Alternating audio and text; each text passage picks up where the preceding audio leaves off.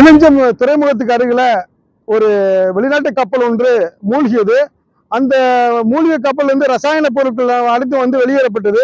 கிட்டத்தட்ட பாத்தீங்கன்னா ஒரு வாரத்துக்கு அப்புறம் பாத்தீங்கன்னா இது தனுஷ்கோடியில அரிச்சமலையிலிருந்து கிட்டத்தட்ட பாத்தீங்கன்னா 3ஆம் சத்திரம் வர கிட்டத்தட்ட பாத்தீங்கன்னா ஒரு 5-6 கிலோமீட்டர்கள் பார்த்து இந்த ரசாயன பொருட்கள் ஒதுங்கி இருக்கு. இது குறிப்பிட்டு சொல்லணும்னா இது வந்து வெர்ஜின் பாலி எத்திலீன் சொல்ற ஒரு பிளாஸ்டிக்கை உருவாக்கக்கூடிய ஒரு மூலப்பொருள். இந்த மூலப்பொருள் பாத்தீங்கன்னா பெட்ரோல்ல இருந்து உருவாக்கப்படுற மூலப்பொருள்.